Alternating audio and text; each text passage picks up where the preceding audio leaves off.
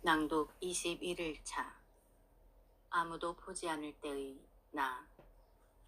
나는 누구인가를 가장 잘 말해주는 것은 나의 주의나 주장이 아니라 내가 운연중에 행하는 행동 혹은 혼자 있을 때 하는 행위이다. 영혼과 의식의 문제에 있어서는 더욱 그렇다.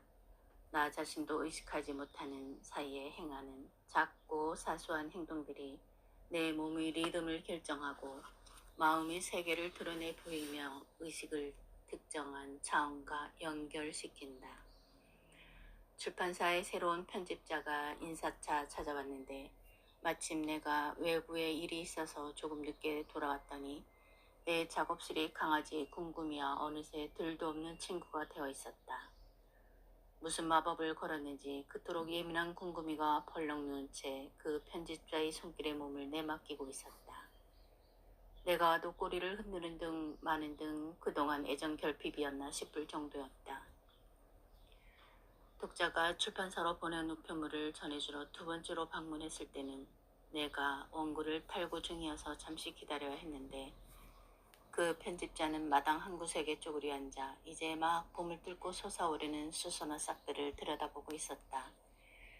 궁금이도 그 옆에서 턱을 개고 함께 바라보고 있었다.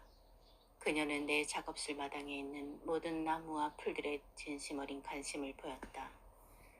동물과 식물에 대한 그녀의 놀라운 친화력은 그녀가 누구인가를 자연스럽게 드러나게 해 새로운 편집자와 일하는 것을 주저하는 내 마음까지 스스럼 없이 열게 했다. 그 이후 15년이 지난 지금까지 내가 출간하는 거의 모든 책의 편집을 출판사와 상관없이 그녀가 담당해 오고 있었다.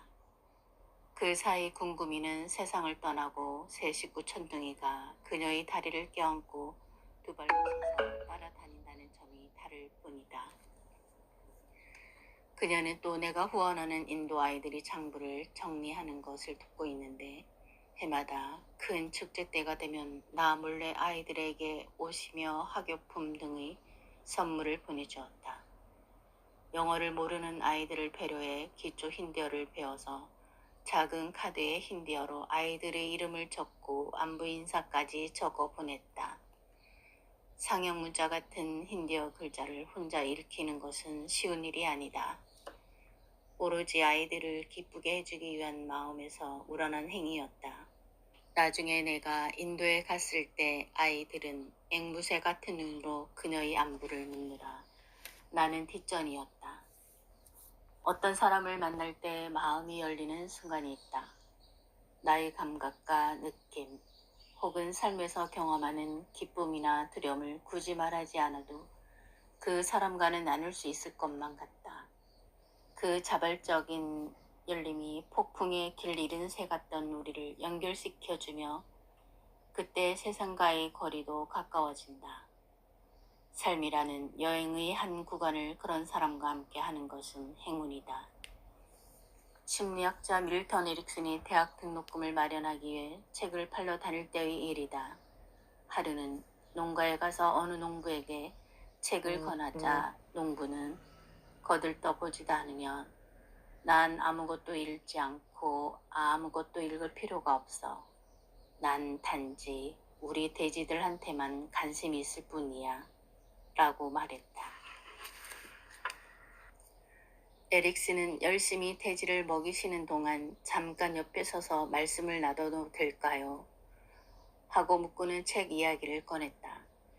그리고 무심결에 땅바닥에서 납작한 돌멩이 하나를 주어 돼지 등을 긁어주었다. 에릭슨 자신도 어린 시절을 농장에서 보냈기 때문이다. 그러자 농부가 하던 일을 멈추고 말했다. 자네는 돼지를 좋아하는군. 돼지들이 원하는 대로 등을 긁어줄 줄 아는 사람이라면 나도 그 사람에 대해 알고 싶네. 오늘 저녁은 나와 함께 먹고 우리 집에서 공짜로 하룻밤 묵고 가면 어떻겠나. 책은 내가 사주겠네. 농부의 마음이 에릭슨이 무의식적인 행동에 반응한 것이다. 사실 우리는 날마다 본성 차원에서 타인과 접촉하고 있다. 우리 마음을 둘러싼 장벽이 그 접촉을 가로막은 것처럼 느낄지라도 우리는 늘 그 순수한 차원을 품은 채 타인을 만나고 서로 알아차린다. 미국 시인 마야 안젤루는 썼다.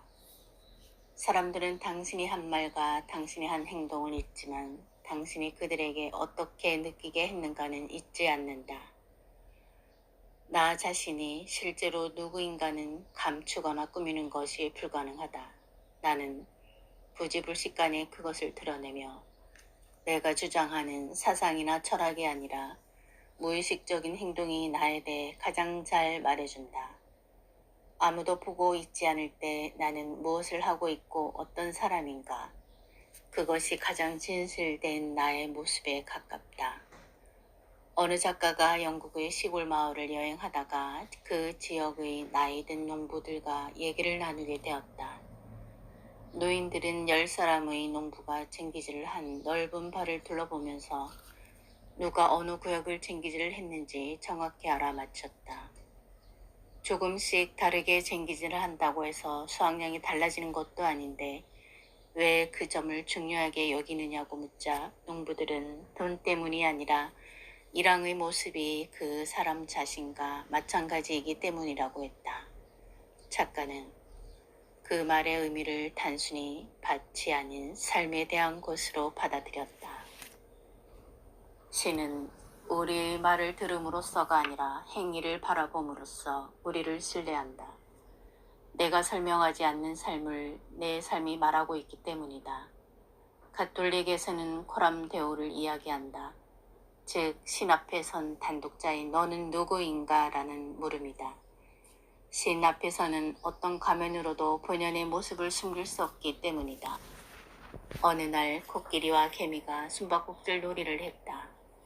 처음에는 개미가 술래가 되어 코끼리가 숨었는데 몸집이 커서 금방 발각되었다. 이번에는 코끼리가 술래가 되자 개미는 코끼리가 들어올 수 없게 작은 사원 안으로 들어가 숨었다. 하지만 코끼리는 쉽게 개미가 숨은 곳을 찾아낼 수 있었다.